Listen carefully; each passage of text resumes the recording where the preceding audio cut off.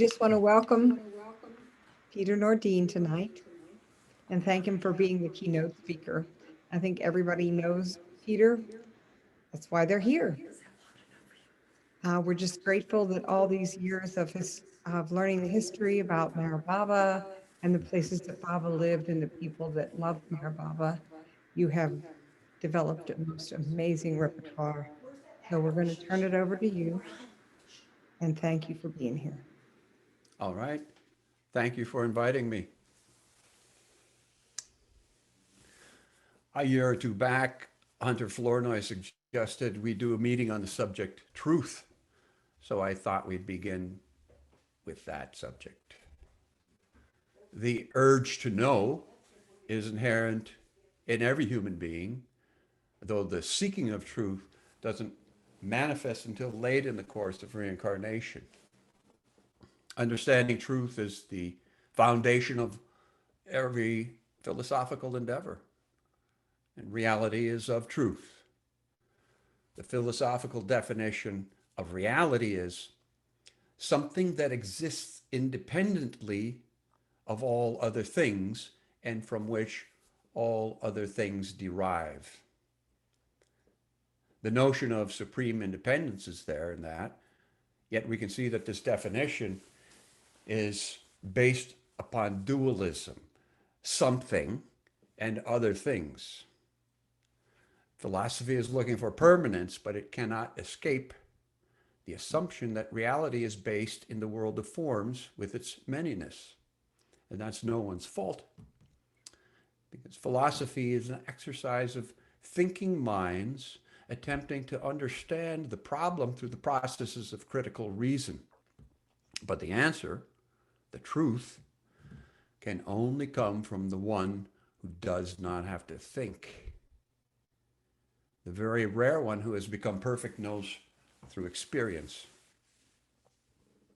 Baba has explained that the true self can only be experienced after the 7 successive degrees of death of the false self, each of which bring the soul to a higher plane of consciousness. After that final death of the false, remember that Sufi term is fanafillah, the soul merges with truth, experiencing infinite consciousness. The inevitable real end of the soul's journey to know what is. But then how does that truth come down through the 7 planes of consciousness for ordinary people to feel? Upasani Maharaj described the dilemma by explaining that even though he had become God, the instant he attempted to express reality in words, the real truth was compromised. As Baba so often explained, divine truth cannot be understood, it must be experienced. Spiritual advancement offers some relief, but it is not the goal. Once Baba explained about the percentages of divinity experienced on each plane, I can't remember exactly now where I saw this, but I remember it. It gradually increases. On the first plane, the pilgrim only experiences 1% of divinity. And then it gradually increases as the soul advances. But even that rare individual between the 6th and the 7th plane experiences only 55% divinity. Baba defined the gross world of forms as false illusion, or ignorance of ignorance. And the spiritual path, that is the first 6 planes of consciousness, as real illusion with the increasing degrees of knowledge of ignorance. So how does the truth manifest in creation? From his highest perspective, Baba often expressed this as the inviolable unity of all life in creation. In this gross world of forms, the truth is defined as an honest and accurate representation of facts and information, let's say. We have, as Francis Brabazon put it, truth and truth's body, the divine avatar. in Baba's published discourses, the first chapter is the 7 realities. So, Angela, could you please read the 7 realities now? Yes, I will do that. In fact, I will also share screen. The 7 realities. Meher Baba gives no importance to creed, dogma, caste systems, and the performance of religious ceremonies and rites, but to the understanding of the following 7 realities. Peter, do you mind muting just for this moment? There's an echo. Yep, I'm sorry. How do I do it now? Okay. 1. The only real existence is that of the one and only God, who is the self in every finite self. 2. The only real love is the love for this infinity, God, which arouses an intense longing to see, know, and become one with its truth, God. 3. The only real sacrifice is that in which, in pursuance of this love, all things, body, mind, position, welfare, and even life itself, are sacrificed. 4. The only real renunciation is that which abandons, even in the midst of worldly duties, all selfish thoughts and desires. 5. The only real knowledge is the knowledge that God is the inner dweller in good people and so-called bad, in saint and so-called sinner. This knowledge requires you to help all equally as circumstances demand, without expectation of reward, and when compelled to take part in a dispute, to act without the slightest trace of enmity or hatred, to try to make others happy, with brotherly or sisterly feeling for each one, to harm no one in thought, word, or deed, not even those who harm you. 6. The only real control is the discipline of the senses from indulgence in low desires, which alone ensures absolute purity of character. 7. The only real surrender is that in which the poise is undisturbed by any adverse circumstances, and the individual, amidst every kind of hardship, is resigned with perfect calm to the will of God. Jai Baba.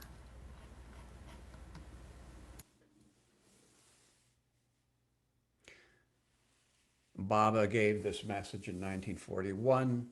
It was the first major message of Baba's that was printed by thousands and thousands and distributed throughout India and other parts of the world. I love it. The discourses begin with it. In reading, of course, this implies that the aspirant must make personal effort on the path to realizing truth. Also from Baba's discourses, in the chapters on the types of meditation, he describes ways to assimilate the divine truths.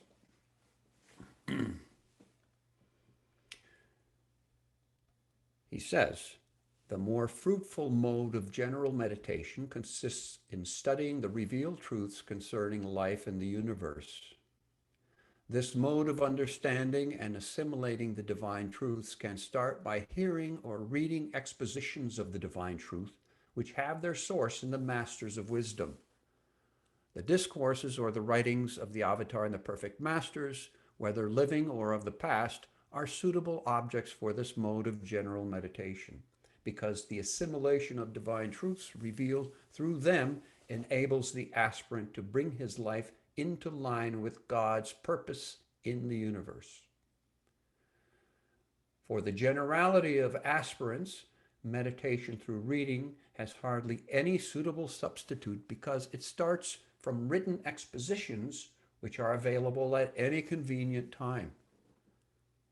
Meditation that starts from reading about revealed truths has the special advantage of being easily accessible to most aspirants.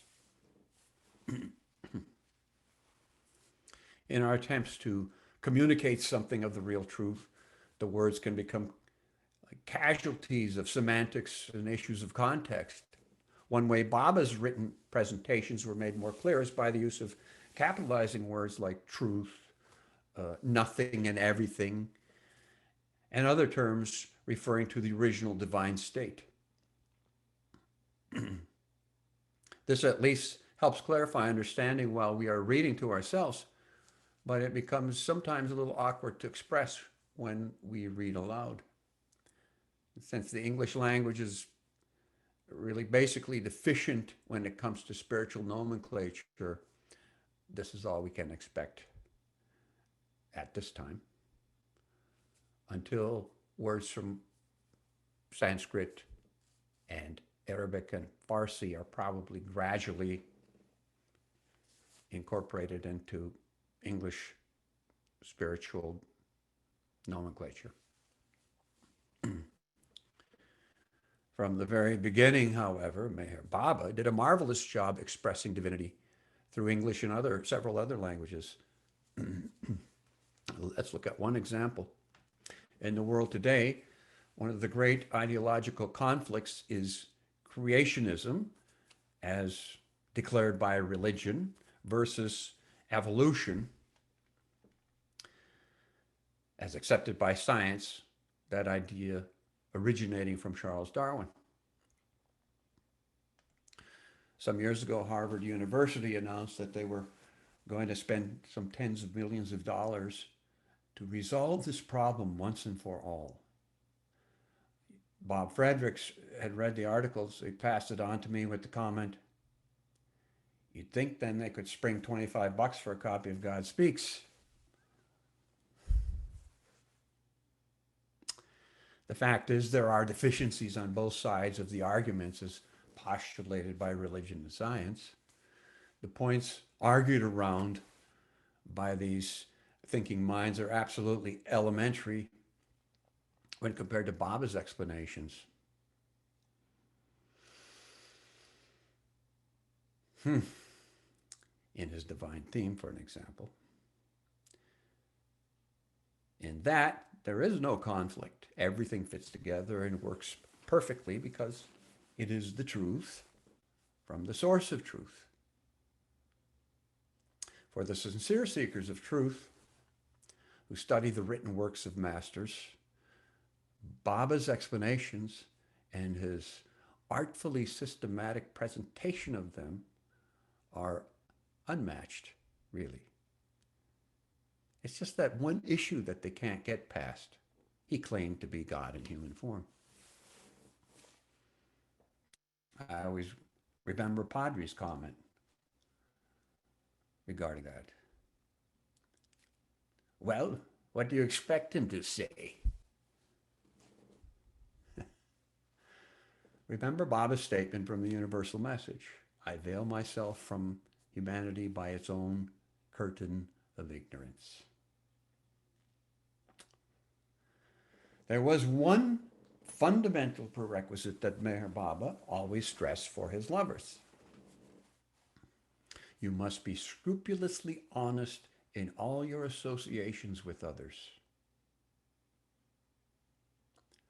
Well, how can we step onto the path to truth if we continue habits that exacerbate and reinforce falseness? In a meeting with Ivy Deuce and Francis Brabazon at the Mayor Center in 1952, when Baba was discussing that reorienting of Sufism, Baba stated, there are three things that always hinder truth. First is temptation. Very, very few persons can overcome temptation. Temptation of money, fame, power, lust, and leadership are disastrous, very binding, and very few can escape it. Second, vagueness about things. And third, dishonesty.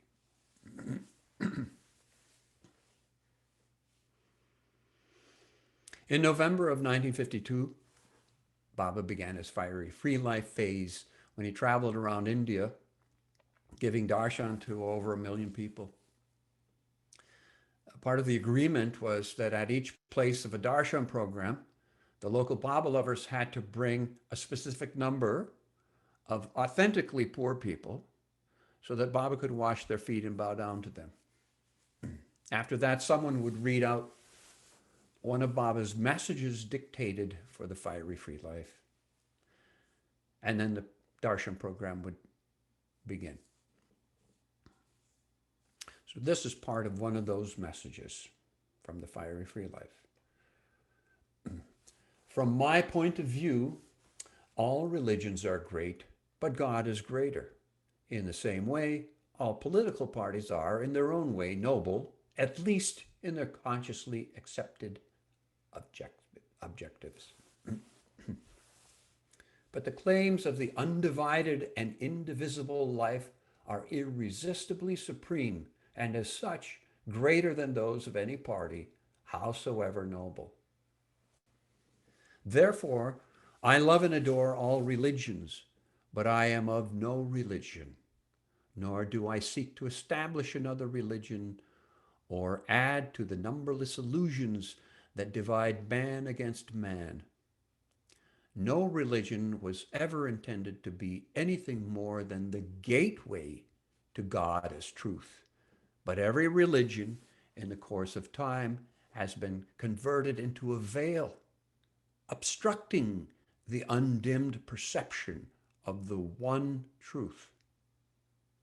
As soon as the truth of direct inner realization is intellectualized and formulated, it gets enmeshed in creeds and dogmas. These creeds and dogmas have a tendency to bind the soul in the very attempt to emancipate it. They cover the truth in the very act of seeking to express it. This comic tragedy reveals itself in the retrospective analysis of all the world religions bestowed on humanity. But it is not inevitable. If man is invariably vigilant and remains unwaveringly loyal to the inner perception of the inexpressible but unchangeable spiritual truth, which ever affirms itself as the one all-embracing life divine, at once indivisible and illimitable. So now let's open it up for questions and discussions. Thank you, Peter. We do ask that you raise your hand digitally for questions. That's done by hitting Option Y on the computer. It's Alt Y on the Mac and Alt Y on the PC and Option Y on the Mac. So questions are okay now if you want to ask some. Okay, Michael. There's Michael Ivy. Go ahead. Whoops, I had to unmute. Yeah, Can you are. hear me? Yeah, we hear you great. Peter, about 10 minutes ago, you went through a list of 3 things that were very difficult for the aspirant to overcome. And the second of which was called vagueness. And I was curious to hear you explain your understanding of what that means.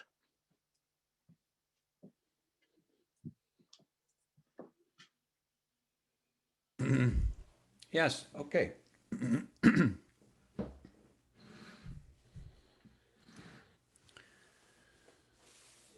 Vagueness, as I see it, is often an attitude of go along to get along. Sometimes people want to avoid conflict. And all of this, of course, has to do with motivation. The law of karma functions through motive, not so much action, it's motive. living with Baba, it was impossible for people to be like that. He demanded them to be forthright, especially in the atmosphere of his work, because he used that dynamic of his close lovers, his Mandali, and their interactions as part of his archetypal microcosmic spiritual work. So for those of us who had the great opportunity to spend some time with the Mandali, we saw that they were people who were absolutely honest. They were direct. There's another thing about vagueness, and that means sometimes people are, I won't say intellectually lazy, but what happens for the average worldly person is they become preoccupied unconsciously with self-interest. And self-interest is the demon that must be slayed. Self-effacement is the path.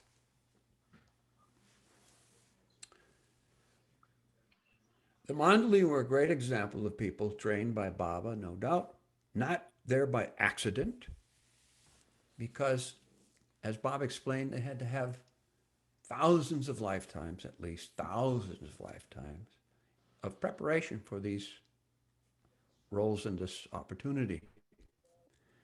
And what I observed from them is that they were people who didn't care what people thought about them, yet they cared deeply about other people. This is exactly the opposite of what you find in the world, where people, especially, let's say, in the world of politics, want people to think well of them, but they don't really care about people. So the Mandali were absolutely the opposite. The only thing I will say, though, and at least we would see this in people like Erichin Mani, who, as Ramji said, they only want to tell you the good things. Wasn't always true once you got to know them. It wasn't true of Erichin in the early days, for sure. But they didn't want people to think, have misunderstanding of Baba. That was what they were very careful about. They were very careful that people should have a proper understanding of who Baba was and how he lived. And so as the years went by, they were more careful about what they told people. Because as I often tell people, you can tell people 100 things about Meher Baba, and if one of those things is sensational, they'll forget 99 and only remember one sensational thing that they heard about Meher Baba. And the Mandali observed this. So gradually, as the years went by, we heard fewer of these stories that were interesting, but let's say could be more easily misunderstood. Bob was never vague about who he was from the very beginning. What else could he do? It was, I see Baba's life and work as a statement from the very beginning. I wouldn't say he was in people's faces. For the most part, he let people be. But for those people who needed to know who he was, he told them directly, I am God. I am God in human form, and I have so much time here. Time. Baba had given us messages and explanations about how important time was in his advent. He had to accomplish so much within that time. So for those people in his circle, he couldn't waste time. So he brought them very close, very quickly, and they had, and I will say they had an acuity of attention that you won't find anywhere else. I've never seen yogis who have developed anything through meditation, or great scholars, or anybody who had the mental discipline, the attentiveness, and the well-developed logical train of critical reason that they had. I'll say that. They were really sharp in general. Obviously, some of that had to be from being in Baba's atmosphere most of their lives. We can make that assumption because this is what the Mayor Ashram and Prem Ashram boys declared, that they learned years of things within a year and a half of being with Baba in the school. I'm not sure if that answers your question, Michael, on vagueness, but I will say that there's a tendency in normal people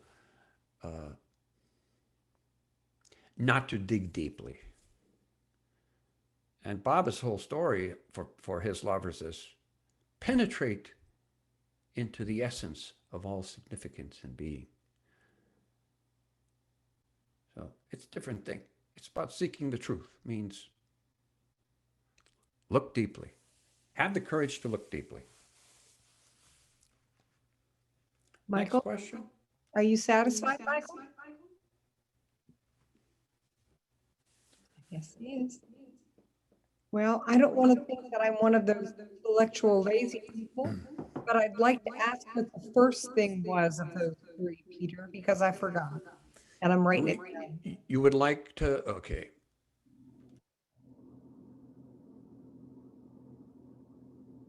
Uh-oh, you're muted. Somehow, Peter, you got, Okay.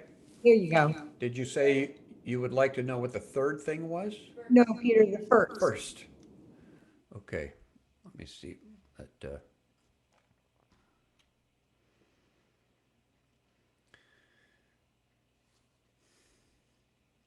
Temptation. First is temptation. And then he gave that long list. And it's interesting. At the end of the list is the temptation for leadership. Okay. Thank you. Anyone else have some questions? Good time to raise your hand. Don't be afraid. No other way to get to the truth. Jeff has his hand up. Okay, go ahead, Jeff.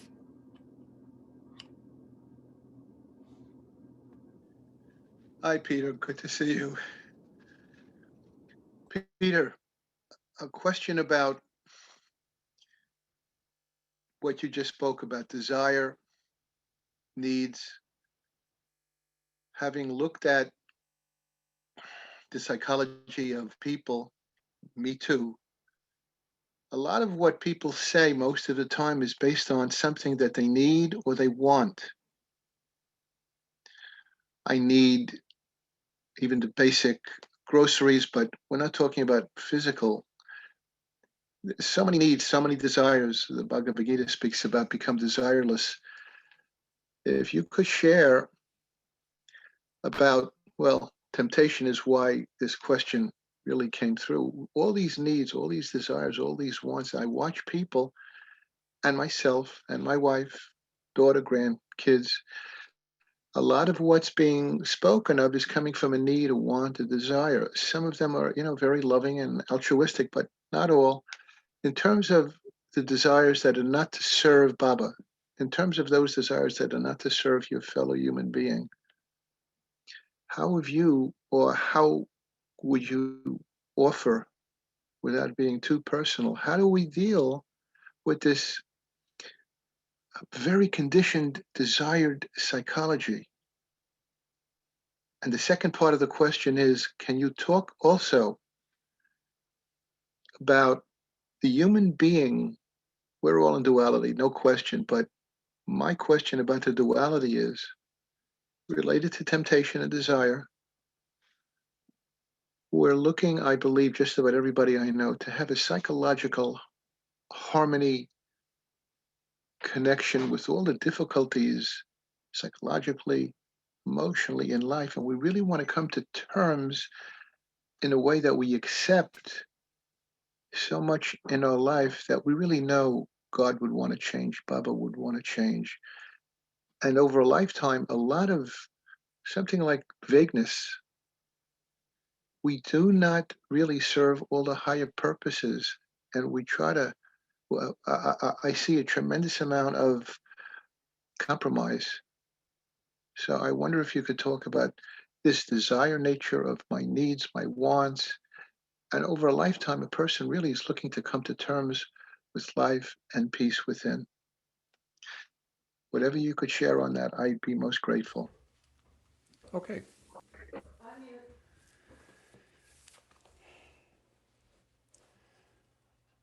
So Baba gave us some good examples in his life. And, he had those years of working with the musts.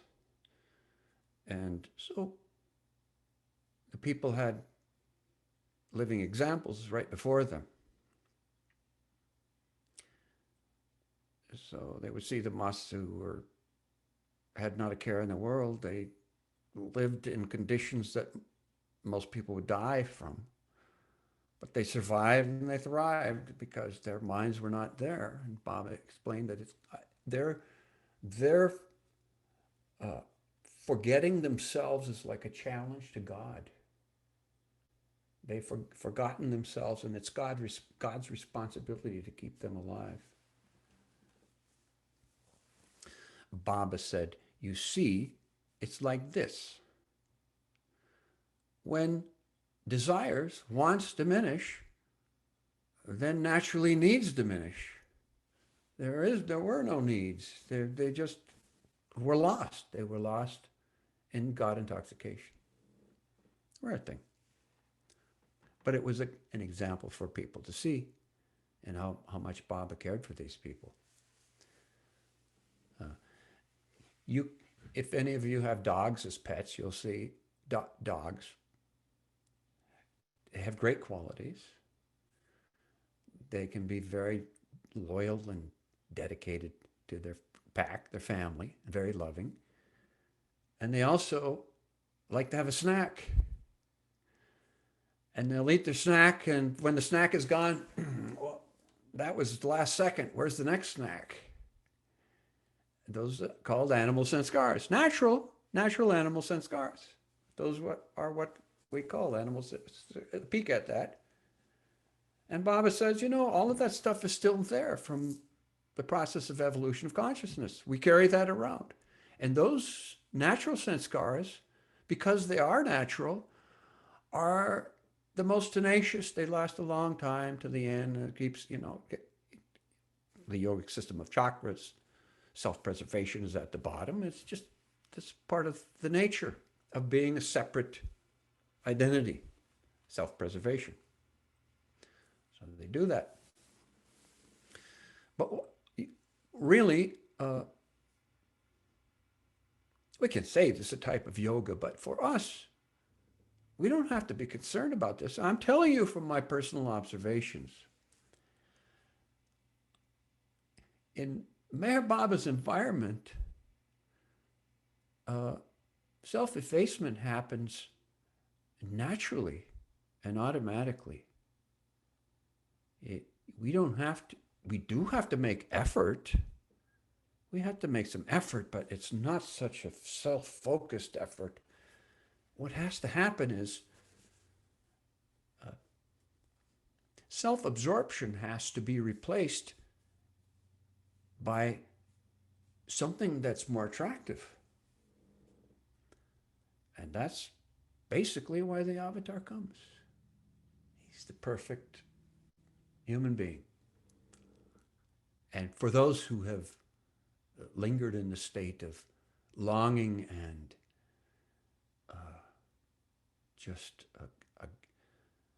a grinding frustration for so many lifetimes, it's just such a breath of fresh air just to have him around, just to see him. So it happens very naturally. Let's see if I can remember one of Baba's quotes. Love for God automatically and naturally results in self-denial, mental control, and ego annihilation, or something like that. I'm paraphrasing, but it's such a beautiful, simple statement from the authority. And we're still in that special time when the world isn't paying attention to him. The world is preoccupied with absolute distraction of noise right now. It's at a pitch it's never been right now. Only people who are ready, when I say ready, it means you can't, it's like speaking another language. It's a language of the heart, which people cannot feel unless they've had that subjective inspiration from Meher Baba. And then once you do it, it's not like you can't tell anybody really what to say. Just live the life. It's what we do. So I'm not really so concerned about all. I love that statement of Baba's. Forget about your weaknesses. If you worry about your weaknesses, just think that God is that ocean, that fresh ocean of loving water. And every time you feel dirty with weaknesses, take a dip. That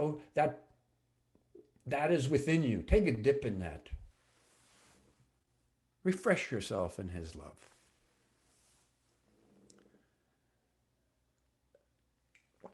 So, I mean,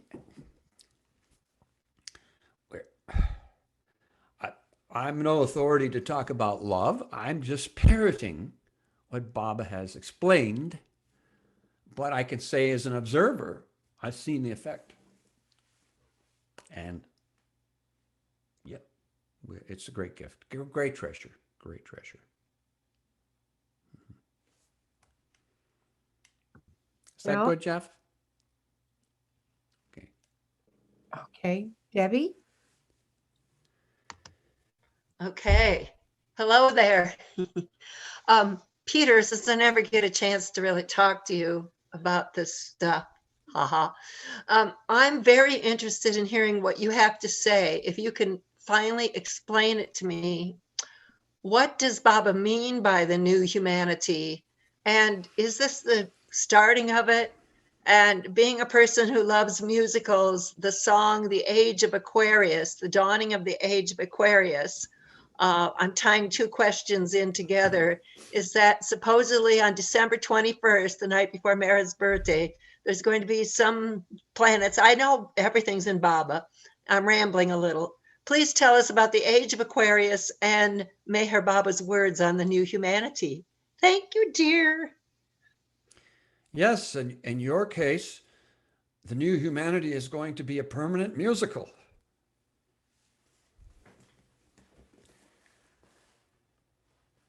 The new humanity won't be a sudden thing. There are always people who are part of the new humanity, but what's going to happen is through a gradual catharsis, which is, there can be no denying that's happening now. There will be a sorting out of persons who are really ready. What I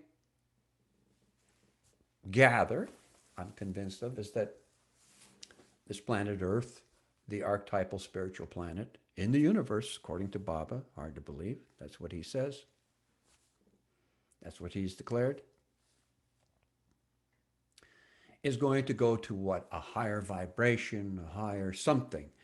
And I won't say this just only based upon what Baba says, because there were some of the very high musts that Baba contacted who made comments like this.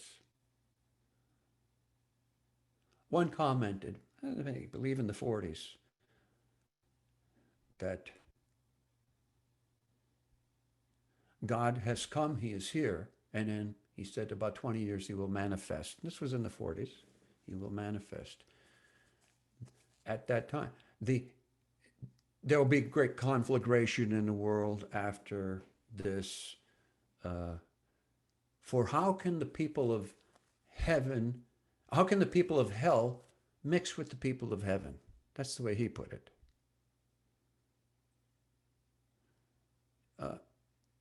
In other words, what will happen is that Earth will be dedicated to a higher spiritual purpose after paying the appropriate price. And that will happen. There will be a lot more conflagration. I mean, that's a whole kind of a sensational subject that I don't talk about too much. I don't care. I'll speak about anything you want to speak about.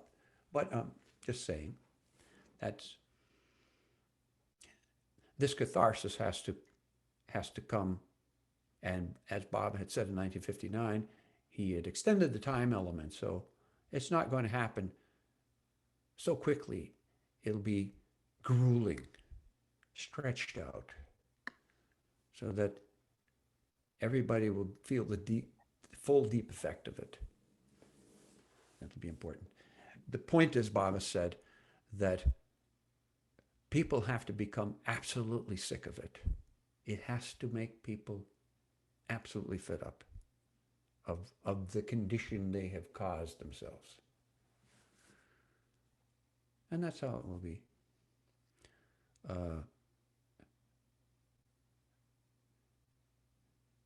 Baba gave a discourse, really not it was a spontaneous discourse. It's one of my favorites. In 1932, a journalist asked Baba, what do you see as the main problem in the world? And what would you, something. And without missing a beat, Baba said, the main problem of the world is selfishness. Self-interest is what causes every problem. And he went on to list all the problems. He brings it all around in the end. He says, when I break my silence,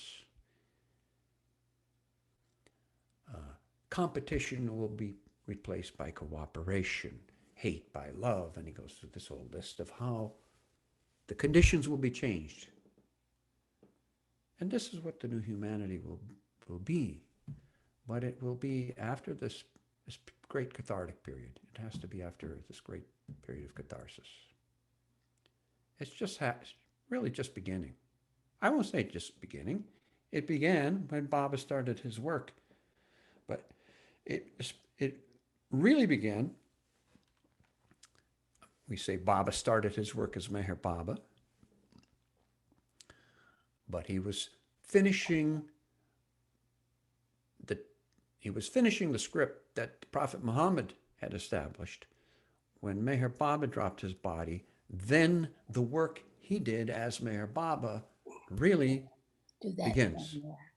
And as he said, choices. After I drop my body, my work will continue by others. That means the spiritual hierarchy, consciously, the higher spiritual hierarchy will be doing that consciously. You can read Baba's discourse, New Humanity. It's there. Thank you, Peter. I guess I just wondered, you had just kind of alluded to the divine theme when you were talking about reading meditation from the discourses. And I've always been so enamored of that particular section where Baba just says it. He just says what the divine theme is. It really is. Yes. Yeah. It's a monumental piece of work. If Meher Baba came, never kept silence, did nothing else, and presented the divine theme, he would have been eventually the most famous person in the world. Just one thing. Putting aside all of his other work. Even then, on our level, it's information. It's great. We love it. As Baba said, divine truths presented. But when Baba had that meeting at Mehrabad in 1943, there were around 150 men who he had invited to attend, and it went on for a few weeks. One of the very rare things, he wanted these men to attend, and there were some hours a day dedicated to the concentration and contemplation of the divine theme. And he wanted them all to sit in different places and be undisturbed and focus on this for a specific time. Why? Because he was doing his internal work as they were doing that. So he integrated all of their focus into his internal work. And he even made comments afterwards. He said, yes, I was very impressed that even Dr. Gandhi made the effort, and even my brother Jal could sit still for long enough to focus on this request. So there was more to it than just Baba giving a seminar of information. It wasn't just that. It was this great purpose of really delivering the divine theme to humanity, which will have a great effect. Now, on our level now, what we would like to do is get a very clear and large copy of the divine theme charts, the 2 charts, so that everybody can put them on their walls. And when it's enlarged, you can really see where all those lines are going and what's happening with the circles and the little color hues on the circles and things. So that's one thing we want to do. I think it will be a very important contribution to Baba's Divine Truths presentation. Imagine Rano did this stuff, Rano did that in a few weeks. She would be working on one thing or another, and Bob would call her and say, I need this right now, so you come here, you do this. And she would just start drawing these things according to Baba's direction, all by hand. So when we look at the copies of the chart now, these are all just copies of Rano's hand graphics. Really amazing. But yes, it's so much of it. The divine theme, of course, has also been incorporated into God Speaks and other places. It's really a great work. It looks like Elizabeth has her hand up as well. Okay. Go ahead, Elizabeth. So Peter, since you were talking about drawing, could you talk a little bit about the circle, the 10 circles and the other 2? So I think it's 12 altogether. There are 10 circles with 2 appendages to the first circle. The best explanation you will find is in what's been called the 7th edition of Discourses, because it was an explanation that Baba gave in 1955. So that discourse is there, this avatar circle. It's really superb. You can find the original unedited version of that explanation in Lord Maher, I believe. The circle chart that Rano did, which is exactly 5 feet wide and 8 feet tall,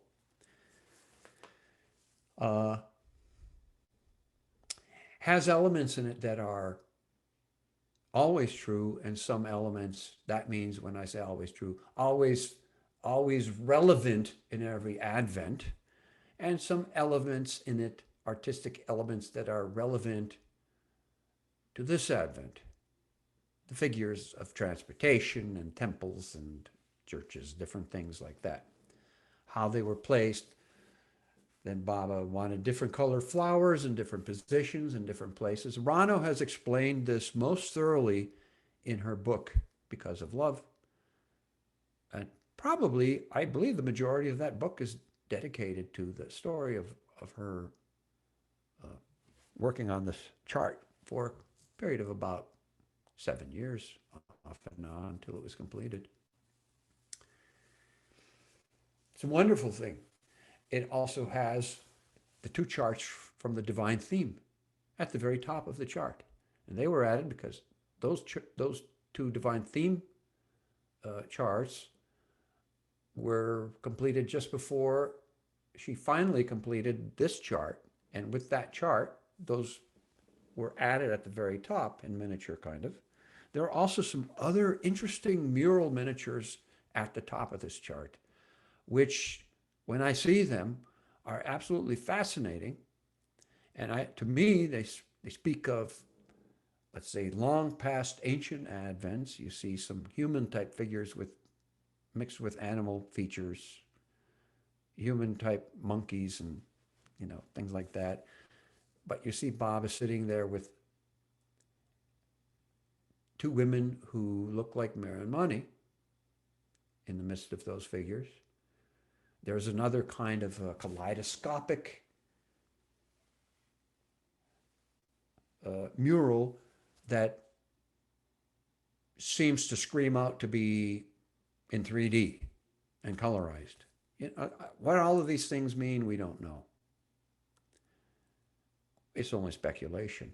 But, some of these things are obvious, like the divine theme charts Bob explained, and we know that there are 10 circles, and the positions of the people in the circle, the number of men and women and all that was in there accordingly. That explanation is there. It's a fascinating picture of Avatar Meher Baba and his circle in this Advent.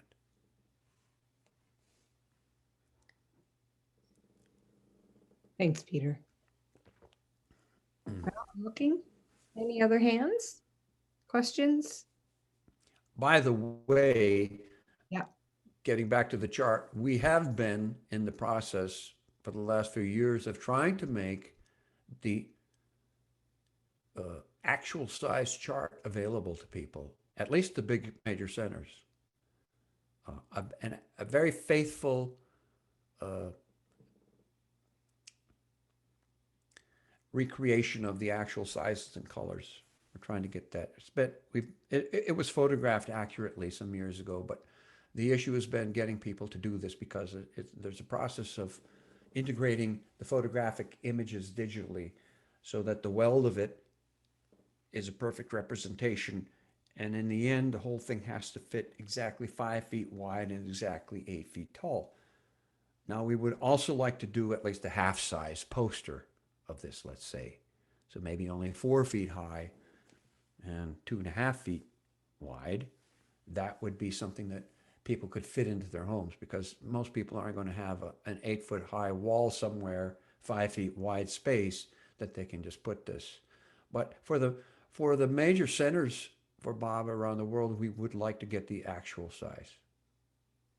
Anyway, I just wanted to mention that. Yeah, that sounds really cool to have the smaller ones for home. Mm-hmm. Okay. Well, I'm looking.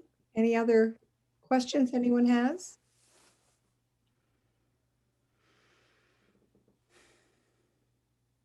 It's like a quiet night. Everybody's. I'll tell you one story. Yeah. Erich used to tell this story.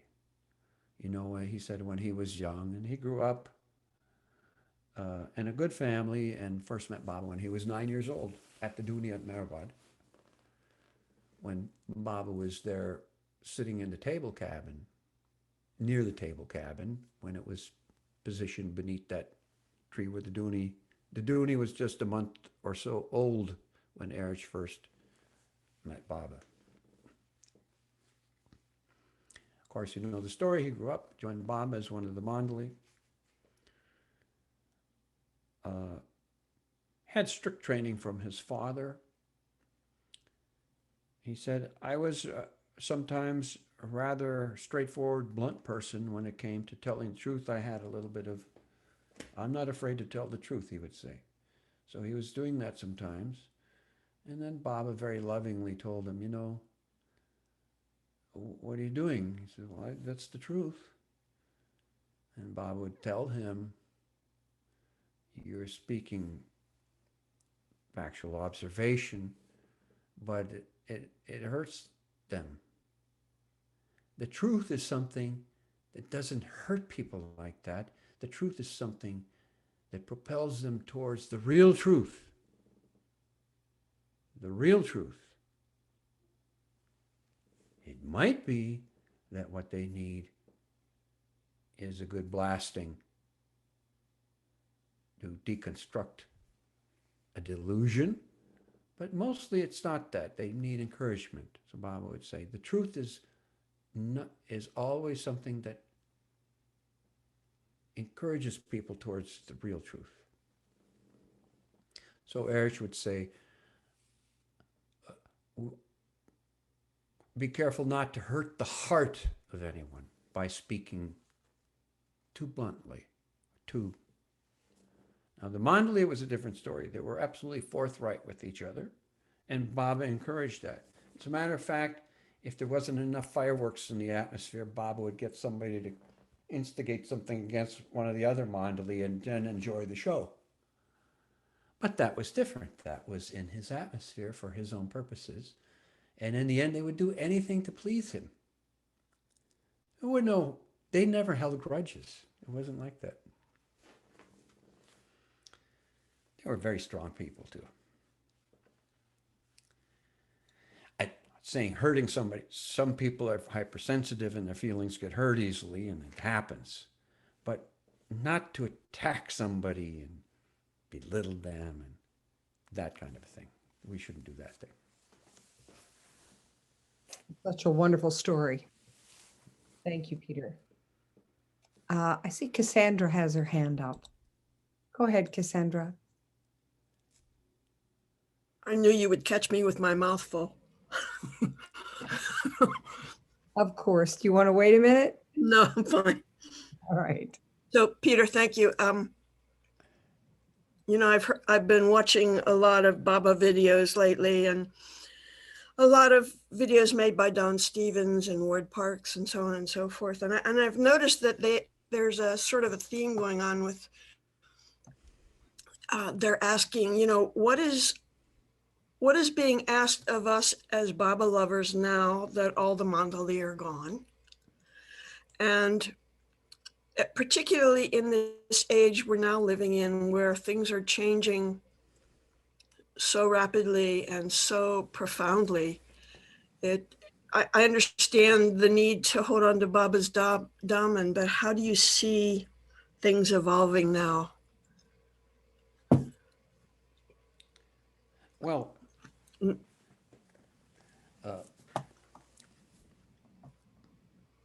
Baba's directives are always relevant.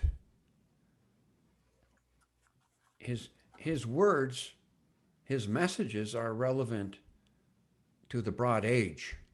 He wasn't speaking to, like if let's say he gave his message at the dedication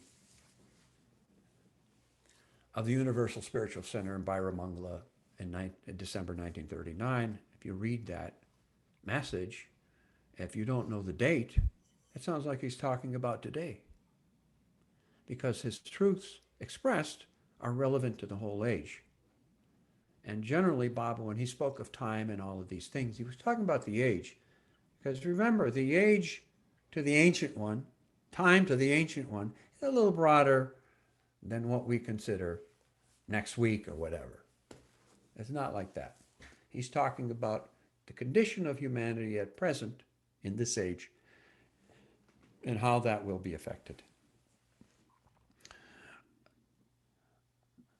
The whole thing is to keep our focus on him, because really speaking, is there something alluring about what's happening?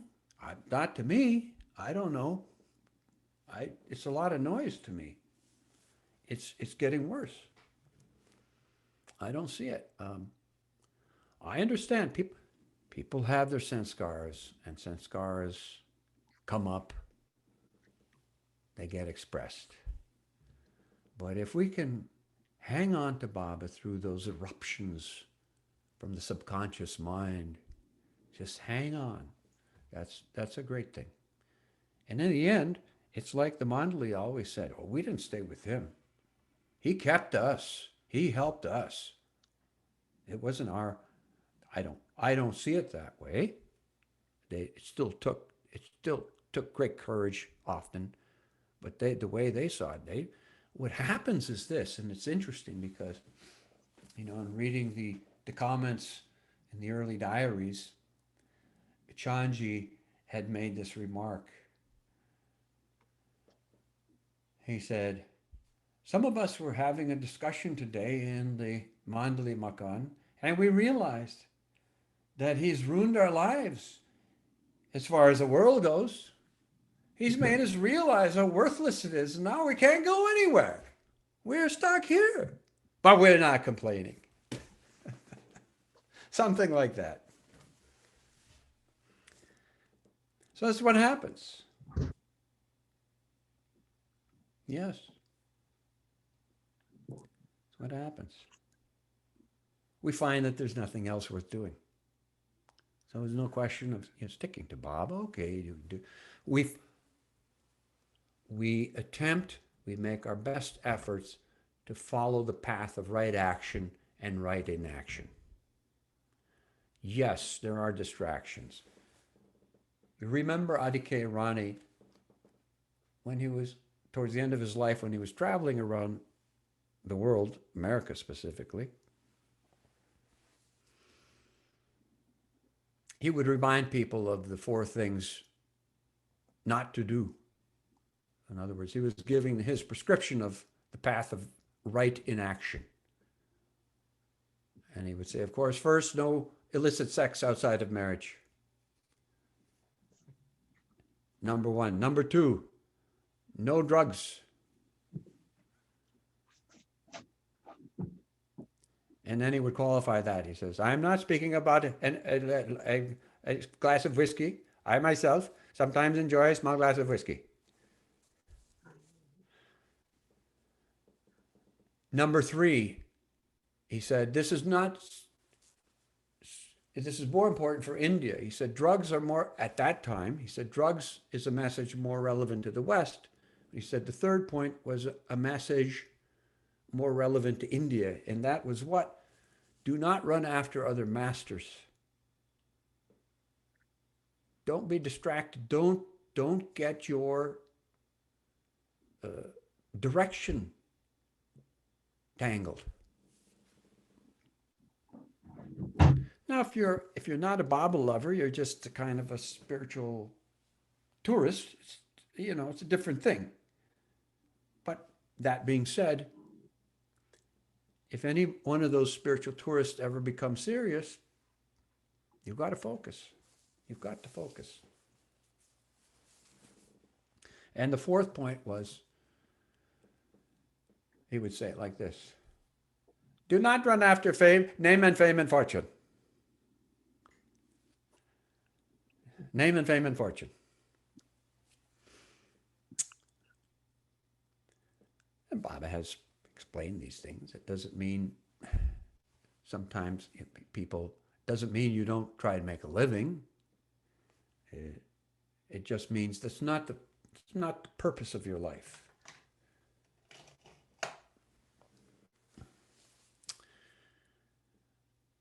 And so was there another part of this question? Cassandra, did you have another portion to your question? I think that pretty much covers it. Thank you. Okay. All right, we have 2 other people. Well, actually 3, but Elizabeth, you've had your hand up, so why don't you go ahead? Okay. So I was curious how Peter, when Peter, oh, sorry. Starting, okay. When you were talking about evolution, and you said neither the scientists nor the anti-evolutionists have it right, that Baba had a different way. And I was wondering if you can expand on that. Elucidate on that point? Okay. Right, because I've never heard that before. I have read it in God Speaks, but I'd like to hear I'm sure you've thought about it a lot more, way more than I have. Thank you. Yes, so organized religion, let's say specifically they focus on religions in the West, Abrahamic religions. The avatar came for a short time to these cultures and gave a limited amount of information in a limited amount of time. And I always remember one piece of scripture, one verse from the New Testament, where the disciples say to Jesus, Master, please explain to us about the kingdom of heaven.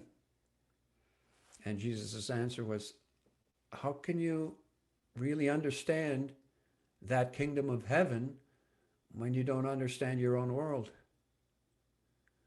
So the implication was that intellectually there was limitation, there was no point in getting into this. It was the condition of humanity at the time, at least there. As the centuries go by and the religion develops, they grab onto what they have been able to salvage. The problem is they're trying to make a complete theology out of incomplete information. And at a certain point in the development of religion, what is considered heretical theologies were expelled. So now the only people who really had knowledge of the functioning of the higher spiritual realms were those people who experienced it. So it became mystically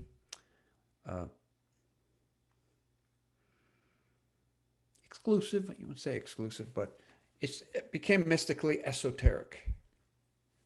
Only the high, we see people, let's say people like Meister Eckhart who come along centuries later, and we're talking about now specifically Europe and the Christian world, who reveal some things, and it almost got him excommunicated.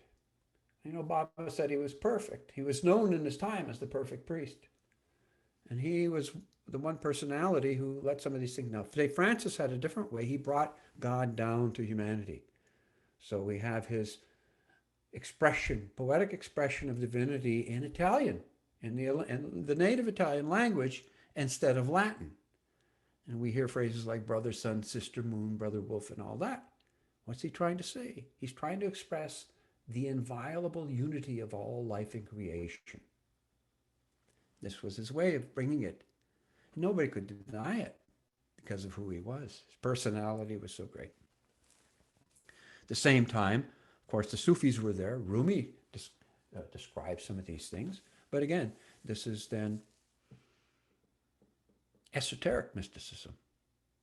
The difference is that all of these past advents, to me, I see them as all in preparation for this advent of Meher Baba, where he just let the cork out of the bottle. It is not esoteric anymore. It's for anybody who wants to hear it. But now the issue is, very few people have developed the sense of hearing for it. So you have to have all the ducks in a row. All the stuff from the past has to be all resolved already. You have to be awake and aware enough to be able to make use of the great opportunity. And we're just talking about the expression of divine truths into our world of forms. But this is why Baba wants his lovers to be normal, ordinary people, because in that sense, that's how it comes down. It comes down into the world where people need it, through the people who have a connection. That's how it happens. There's no standing somewhere and shouting and being a demagogue about emotional stuff. No, just be very natural. It is what it is. And Baba's Baba's words speak for themselves. It's so eloquent. Nothing like it. Nothing like it. But I'm digressing a bit.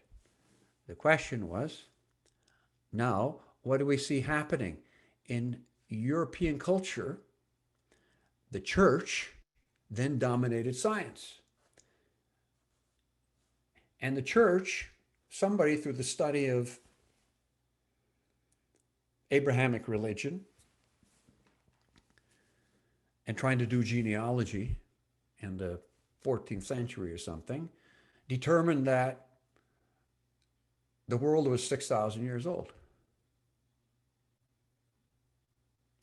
And it's fascinating to me that the evangelical Christian culture that throughout Catholicism and its saints and mystics hung on to this notion that the earth is 6,000 years old, which science has obviously disproven. So they're trying to get authenticity through only what? Religious scripture. And you remember when Francis asked Baba once, should I do this? Should I study this so I can debate or converse with these religious people here in Australia? And Baba said, these are dry, dead bones. Don't be chewing on them. Forget it. It's nothing. On the other side then, science begins to develop, and they see the history of how science was treated by the church sometimes. So science rejects religion, although they don't realize, even today, that they're conditioning the Eurocentric Christian agenda has conditioned their perspective of science to such a limitation that now they can't see civilization older than 6,000 years old. So it's peculiar how anthropology and archaeology has been conditioned by a Eurocentric Christian agenda, and outside, these are fields of, I don't call that hard science. Hard science now, the geologists and the mathematicians and all that, they don't have an issue with this because it's not in their purview, it's not in their concern. The problem is that sometimes you run across archaeological sites where there is obvious conflict between one branch of science and another. So that's happening, but this is, to me, is all part of the catharsis for people to realize that the story of the human being is much older than anybody realizes. So now you have scientists and Charles Darwin looking at things in the 19th century from the outside in, trying to determine how is this happening? What's happening? So he sees that there's a progression. Yes, there's a progression. So he made the assumption that consciousness is coming from the development of a physical body. What he can't perceive is that actually the physical body is only developing to fulfill the need for developing consciousness. It's impossible for their thinking minds, and how can they possibly perceive that they have it absolutely backwards? The paradigm is upside down, backwards. So that's why I say, in Baba's explanations, there's no conflict. Truth is the truth. It's the truth. There's no conflict between evolution of consciousness and God creating the universe. You just have to look at the whole big picture. But it's not theory. It's the words of somebody who knows through experience. But you can't, because that can't be measured, and you can't, here's the outlook of the consensus of thinking minds is that, hey, I don't experience that, honestly. None of my PhD friends experience that. Not only that, I don't know of any PhDs in the past who have experienced that. So therefore, how could it possibly be? Well, the problem is that once a person becomes perfect, first of all, they've experienced the annihilation of the false self, the death of the false. And if they reach that I am God state and then start coming back into creation consciousness, they don't say, back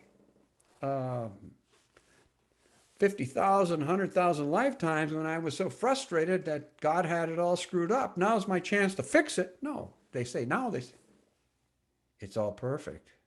It was always perfect. It's only I, and it's always been perfect. There's no disturbing it.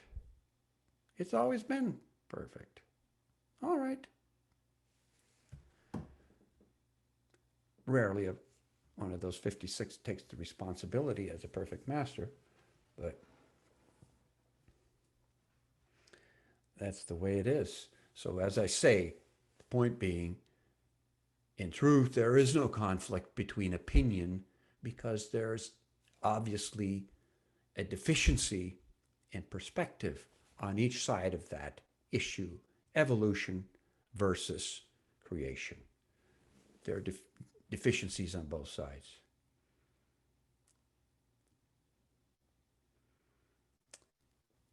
Next. Yeah, Peter. Matt has a question. Go ahead, Matt. Hey, Matt.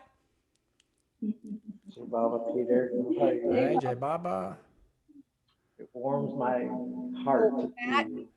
I'm sorry, Matt. You must have something on another computer nearby because the echo's there. Is that better? Oh, yes. Yes. Thank you. Thanks for fixing it. All right.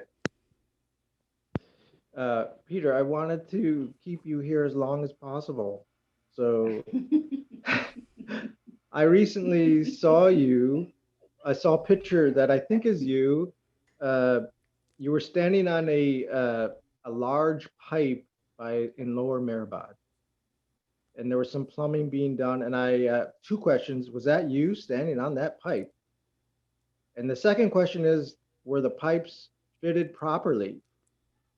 And the third surprise question is, and it's a serious one actually, you have any view on the recent developments at the board in Merzad? You can also pass on any of those questions. Mehrabad, pardon me. Yes. If these photographs were, that could have been me. Large pipe means we were installing manholes. Yes, the plumbing is being done properly. At least what I did is proper. That's all I can tell you. I do plumbing by international plumbing code, so it's going to be proper as well as we can do it there. And I wanted to get this one section done this last year, and we did before we left. And the last of the manholes were installed before the big rains came, thank God. But we still have many issues. We have a lot of work to take care of infrastructure at Mehrabad before, as Baba had declared, and we believe, huge crowds of people start coming. So this is something I'm particularly concerned about. So whenever I'm back there, I'd like to focus on that as much as I can in my regular daytime hours.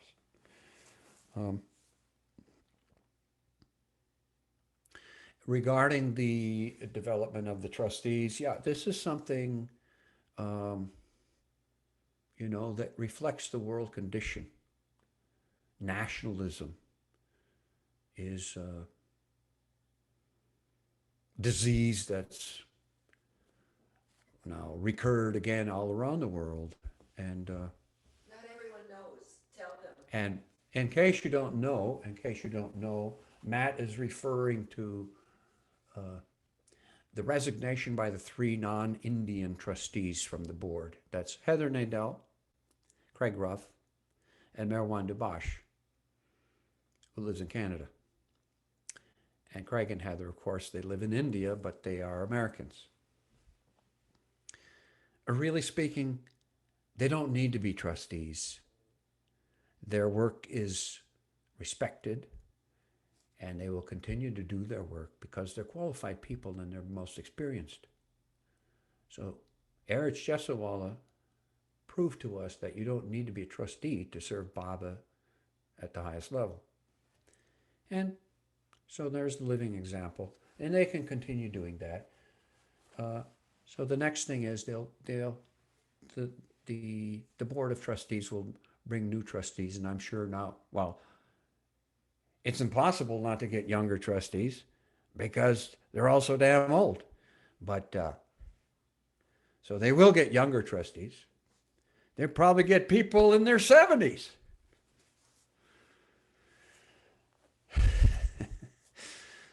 So anyway, as I say, I believe this is a reflection of the whole world condition, this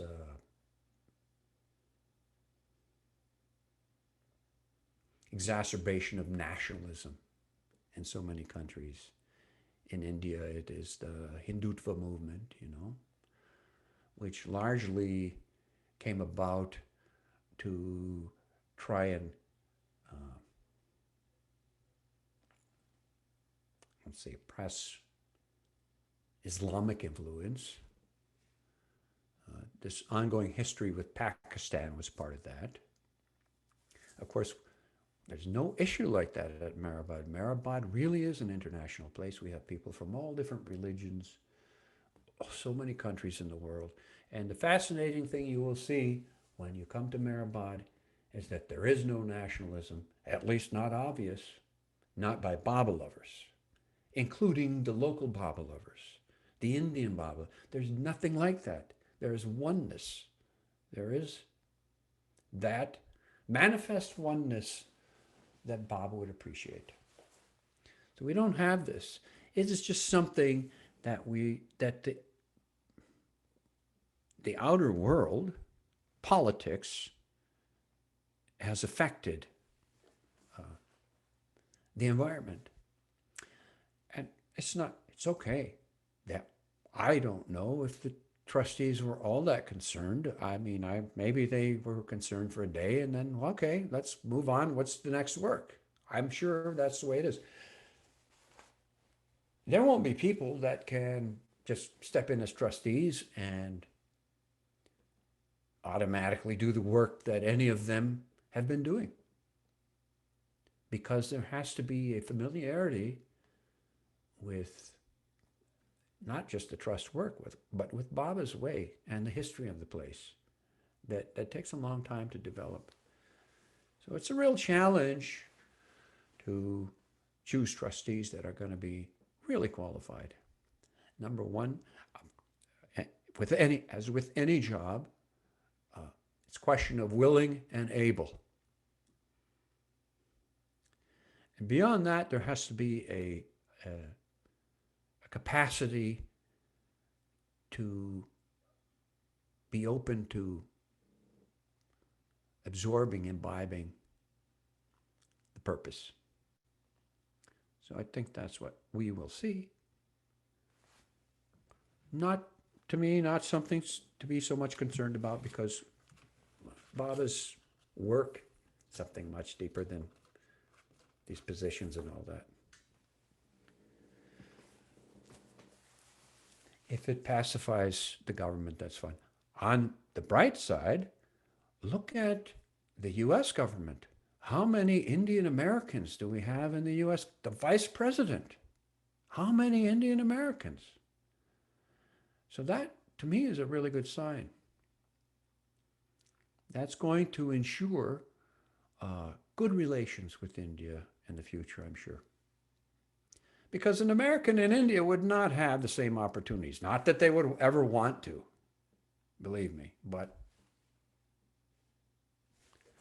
all we want to do is be there in our Baba atmosphere and visit the Baba lovers sometimes, and that's it.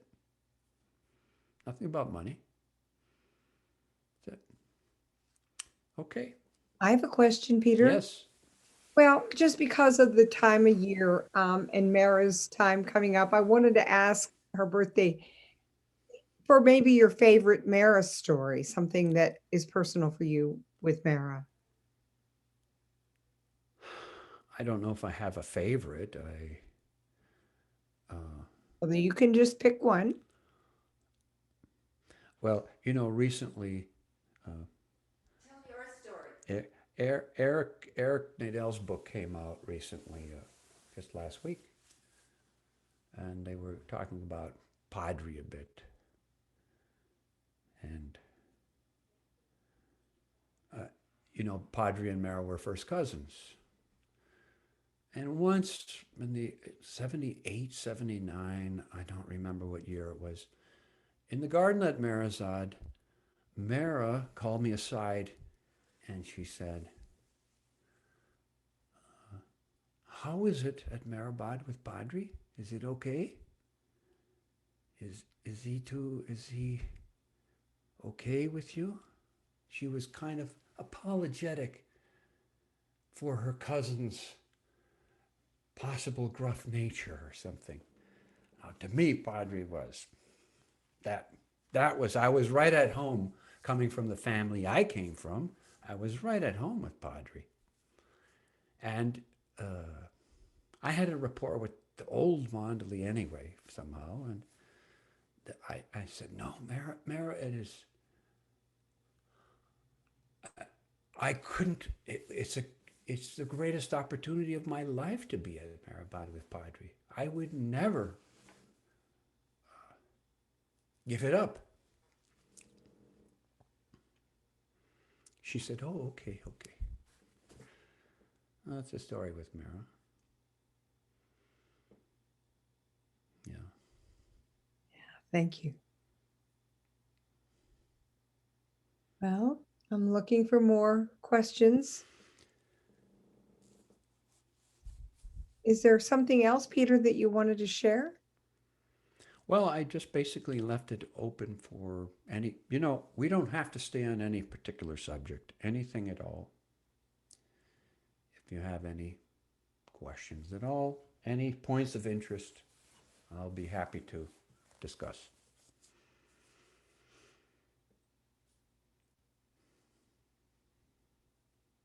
I'm looking for hands. Can you imagine a quiet group like this?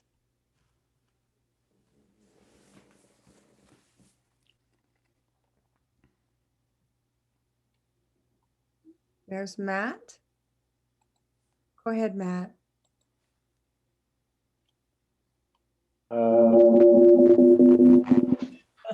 Thank you. A lot of reverb. I just wanted to go back to the evolution and I have a problem with the idea that, first of all, there was civilization,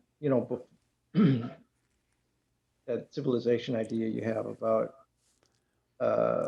mankind being older than what we think it is. But my greater question is, you were talking about the Christian society and with science, and the idea that the Earth rotated around the sun was a new idea, and it wasn't. It was frowned upon that the sun was the center of the Earth. And then jumping way ahead to Meher Baba, a lot of his ideas sort of, in my opinion, coincide with relativity. It coincided with the idea of parallel universes. It coincides with different sort of advancements in science today. However, my problem is when theories of science fit a certain time and era. It usually fits. And when the avatar comes again, many of these theories we have are going to be gone. It'll be something I can't or nobody can really think ahead. My question is, do you feel that science, okay, I think you conforms to the spiritual principles, Meher Baba says, the spiritual panorama of the universe? Or do you think we're going to answer those questions with science someday? Well, Baba said when he came again, the next advent, it would be for the scientists. So in other words,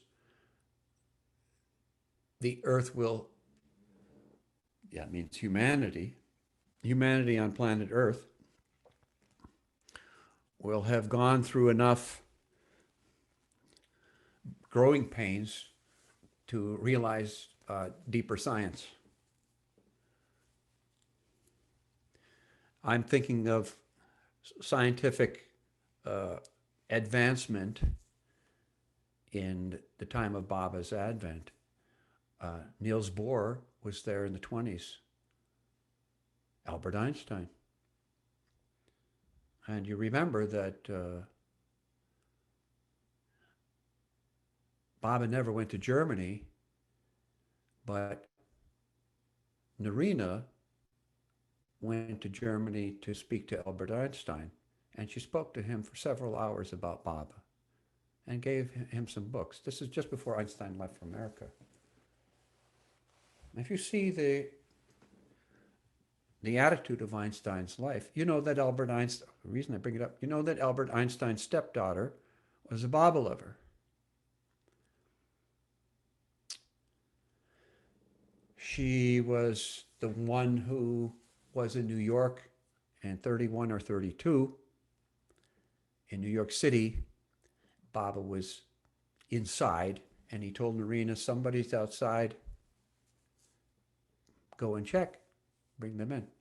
She went outside and looked around and couldn't see anybody who seemed like they were intending on seeing Meher Baba. She came in, said, Baba, I don't really see anybody. Baba said, no, go outside. There's somebody there. Bring them in. So Narina went back out, and there was a woman who was not facing there. She was turned away with her arms crossed like this. So Narina actually had to approach her. Excuse me, did you want to see Meher Baba?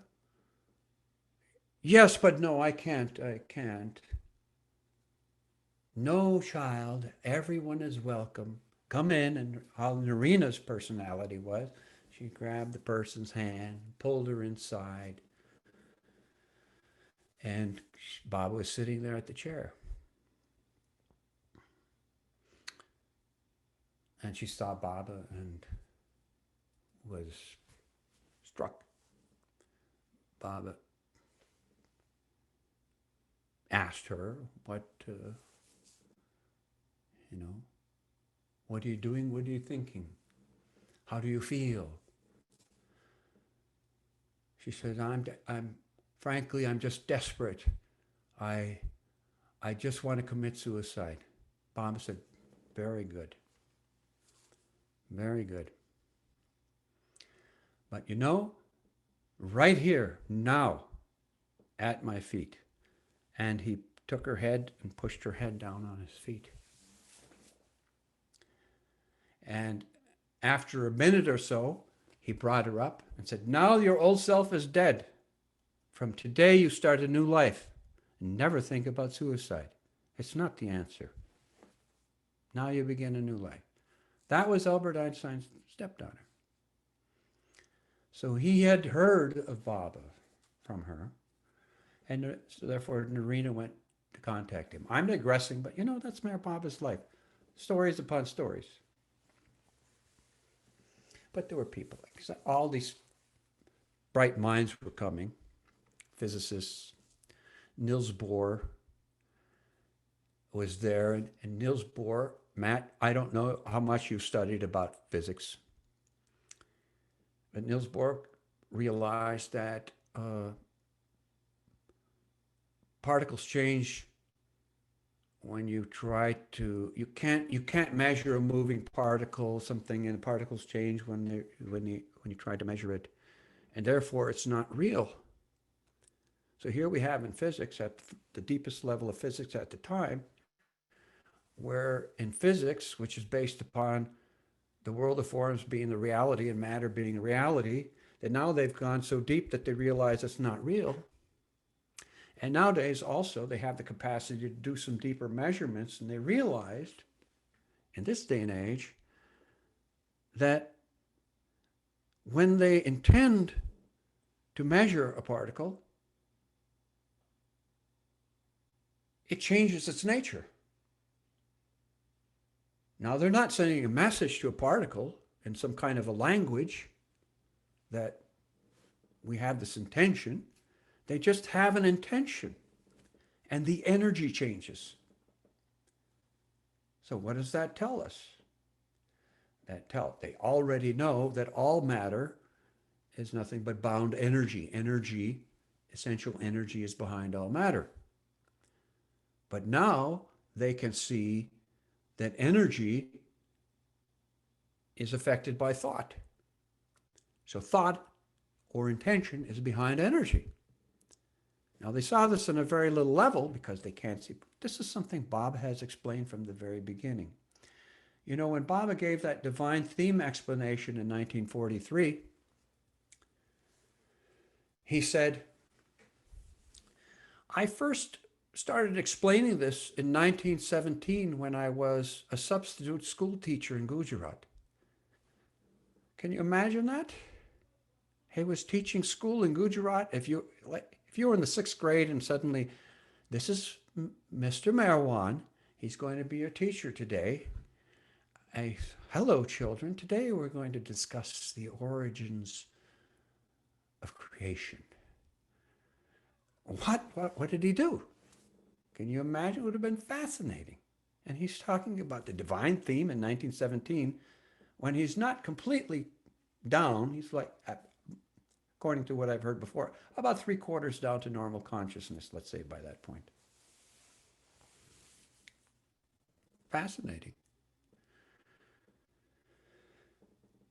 But going back to science, Bob has said that eventually scientists will find out so many things that they will just throw their hands up and give up. That means the assumptions they had, the theories they had, will be either proven or disproven. The directions will be more or less clear. We don't know. But the paradigm of the world of forms being real is upside down. And as they go deeper into physics, subatomic physics, more of this will be revealed. Because remember when Baba described the gaseous states, of course, here again, there's not an appropriate word in the English language, so Baba used the word gaseous states, 276 gaseous states. And all of this is basically describing creation from sanskaras, the original, most finite sanskaras, to the first atom, hydrogen. So it's the 276 gaseous states are all about the gradual evolvement to the first atom. It's subatomic physics in the grossest form. And Baba said, this is so fine that the ordinary intellect is only capable of understanding the most gross 7 forms of those 276 forms. So it's something that's, and in our day and age, mysterious, absolutely mysterious. So what I'm saying, Matt, is that there's a lot that Bob explained that science has not caught up with. But things like the Big Bang is pretty obvious if you want to say Big Bang theory. Bob described the origin of creation as the clash between Pran and Akash. That is, original infinite energy and original space, which is not something much more than gross outer space. It means the palette upon which creation can manifest. And essentially what that clash between Pran and Akash means is that nothing against nothing created an apparent something. It's all just apparent. existentially, Baba says, it's still just nothing. But this everything, the small case E of the universe, is all this nothing opposed to nothing, creating an apparent something. But the way Baba has explained it, it's brilliant for people who can really focus on it. Thank you, So Peter. what I say is there's a lot that science has not exposed themselves to Baba's explanations. And if they ever really do, it's going to be a real eye-opener for them. The problem is that on both sides, that is organized religion or orthodox science, people come with an agenda. They don't come with an intention to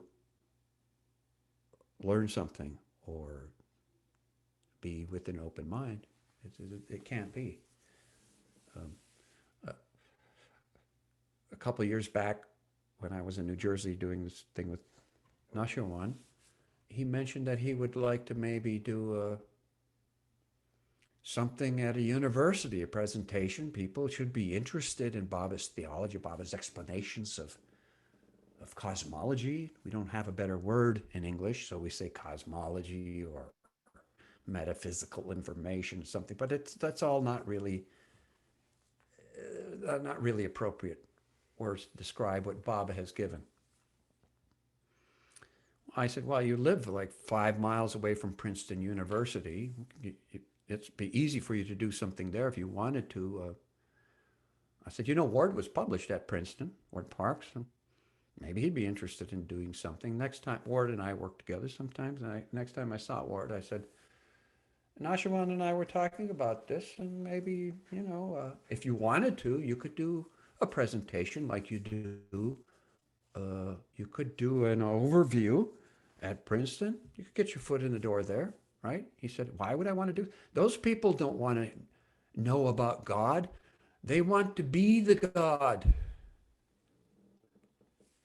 He says, I'm not interested in all. They are not the people who want to hear this. Not going to be, ever. I said, okay. I don't know about that world. I just went to Maribad. Okay. Anything else, Matt? I told you have to watch that series, The Pyramid Code, on Netflix. That's like the doorway into the deep past, because they're interviewing actually Egyptian people who know the ancient heritage there, that know that it's much older than what is accepted by what we call Egyptologists, the archaeologists that are considered Egyptologists. I did want to take on. There's too much constraint on social political cultures to be able to really look openly. Graham Hancock is an author who has really done a lot of investigating about ancient civilizations. It's probably time. Yeah, ask Ruth if it's time. Okay. Yep. Ruth is new. No, you're good. You're good with time right now. We do have a couple more questions. Okay. Let's And get to the I think question. let's say 10 minutes or so. Robin, you want to go ahead? Hi, Peter. After that discussion, this seems like a very lame question, but No. I know Baba has it all figured out and done already and everything else, but I've just been thinking about, we've talked about age and how so many Baba lovers are 60s, 70s, 80s, 90s. So sort of like all of a sudden that wave is going to be gone. I mean, the Mongolia are gone and all the people that were real close to them are going to be gone and whatever. How do you see, it doesn't seem like there's a whole nother wave coming that's going to be able to take over in a sense. Mm-hmm. Personally, I'm not at all concerned. It's not my business. All I can say is when I come back, I'll scavenge the crumbs if nothing is there, because I have the inner life. It doesn't matter. I'm not concerned about the next generation, recruiting anybody. No. If people have an interest in Meher Baba, they will come for it. If they don't, there's nothing I can do to give them that. It has to be that subjective inspiration for each individual to seek it. But as Baba said, I am very slippery. You have to hold on with both hands. So if you get distracted with one of the many temptations, the first point Baba brought up that hinders truth, one of the many temptations. And that's the main thing. If anybody gets distracted with that, they have to find a way to get beyond that. We have to hang. We have Baba lovers who have many faults, but somehow one of their faults isn't disregard Meher Baba. No matter what they are, they're like, Baba used to give that, and Adi used to like that analogy. Baba is a train. He's going, express train. Whether you are a car full of gold or a car full of filth, you connect your car to the engine, Meher Baba, and he will take you to the destination. So we have Baba lovers like that. But one thing they do have, if they have, no matter how many weaknesses they have, they hang on to him. That's all they really need to do. And so I'm not concerned about it. That's Baba's business. In India, I'll tell you honestly, it might look like that here. In India, that's not the case. In India and in China and in Iran, there are young people who are after Meher Baba. They are there. America somehow has gone into some kind of a lull. It doesn't mean the people are there. It's just a question of the time. The alarm clock has to go off. That's my opinion. When that happens, and it will happen. But right now, it's obvious that this period of catharsis is in the forefront. So it's happening. I wouldn't worry about it. We have to do our best every day, and the rest we forget. That's it. It's not our business. This is Baba's business. Thanks, Peter. That being said, we're working on the Red Oak School for our next lives. We don't really know what's coming there, but I like to have a game field and a swimming pool for when I'm a kid again. I just want to go there and play now, next birth. That's all I'm saying. Well, I'll be there too. Yes, all of us.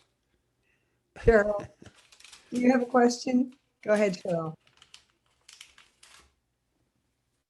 Yes. Hi, Peter. It's Cheryl. Hi, Cheryl. Hi. This has been wonderful. Thank you again so much. A couple of stories special to you about working with Padre, being with Padre, or more than a couple.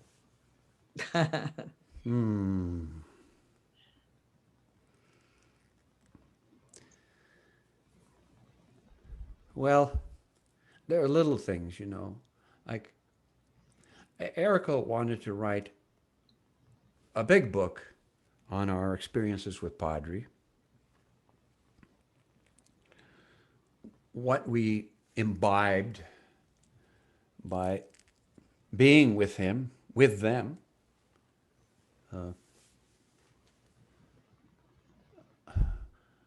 Looking back on his life, how he came to Baba as a teenager, and that was the end of it.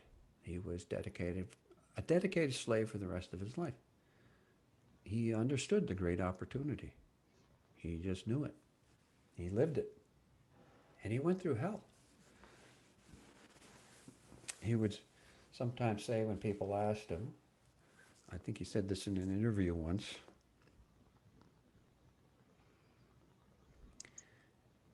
well,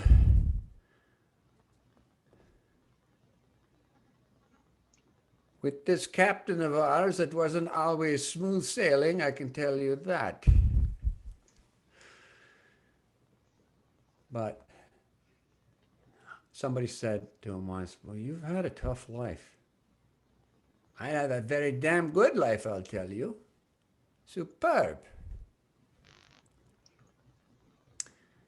I remember once there was a couple who was wandering around Mehrabad, and it was the afternoon when most people were taking a nap, and I just introduced my Indian couple. They were educated professors or something, just kind of tourists looking around.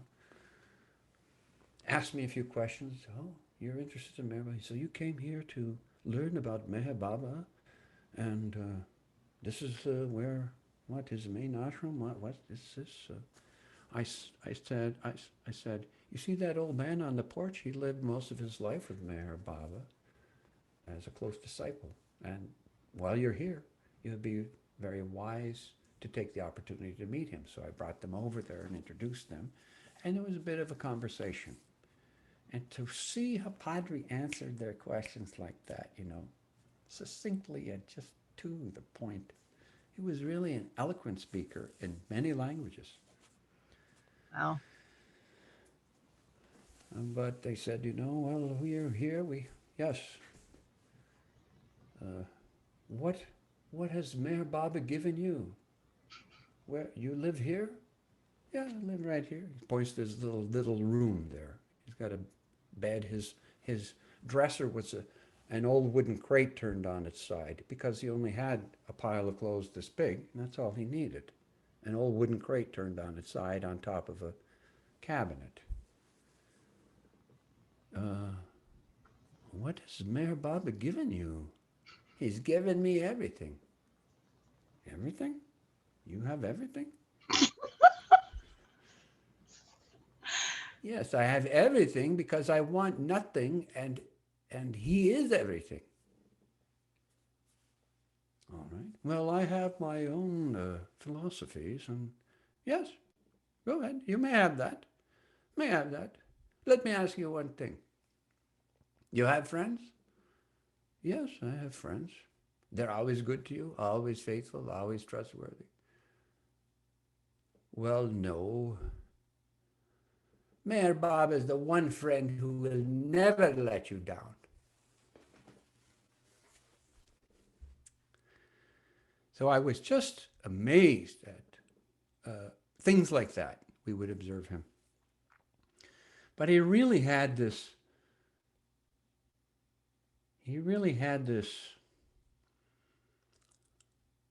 empathy for the working poor. Not, you know, we don't, everything isn't always expressed. Pendu also. Pendu and Padre were like the judges of Arangang. They were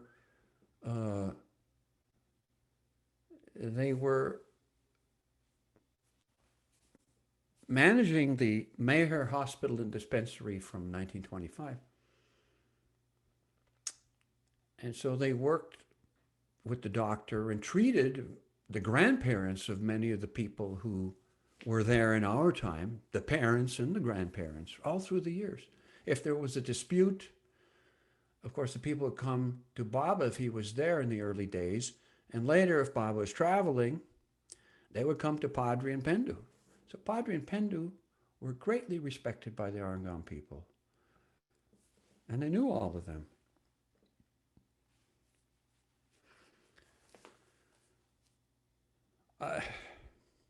Yeah, we saw a lot of things. Yeah. Once, you know, Bao, he started these social programs to bring the trust into the picture. And Bao was a trustee, the reputation of the trust, even at a national level, gained a lot of credibility. So he would do these Children's Day things. So the local school kids would come to Mehrabad and they would have programs. And we had this little, what we called a bubble lawn, which was a grove of acacia trees that had pruned up and neatened up like a little kind of a park area underneath. So they would have programs there. Kids would come and they'd feed them and they'd do little presentations and different things. And we'd help out and some kind of way, serve the kids food or whatever. It was kind of a cute little thing, and we'd do that. At the end of one of those days, there we were, and there were the, you know, they would give the kids laddus. Bob always would give laddus for prasad, those little,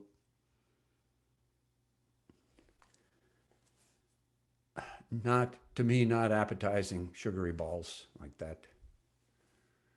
But that's what they liked, so they would give those out. And there was like a half a basket of those left after the program or so. A basket was going to town. And a few of us were there, standing there by the back veranda by the Rahuri cabin. That is the Mehrabad residence. Maybe there were 6 of us there. 7 maybe.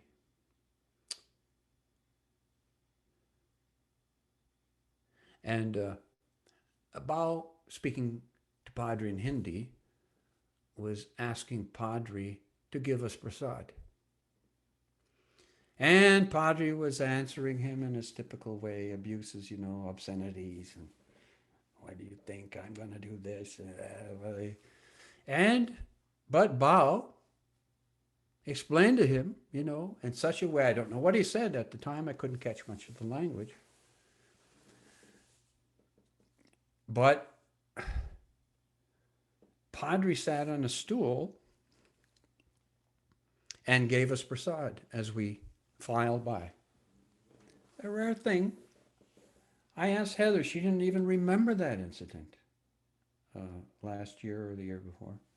But I remember it so clearly. One of those things. Yeah. Jai Baba. Thank you. Any other questions? Very, very beautiful, but we are out of time. Okay. Peter, you're the best.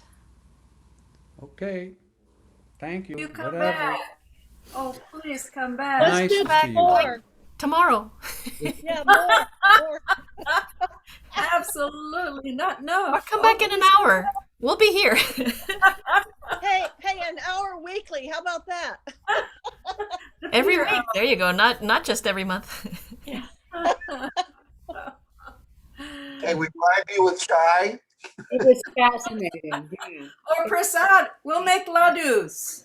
Oh my GLaDOS that you don't like. Oh. Thank you, Peter. Well, Thank you. Jai Baba. Hey Baba. Avatar Meher Baba ki jai. Meher Baba ki jai. Hey, Avatar Meher Baba ki jai. Baba ki jai. All right. thank you, Deb and Peter.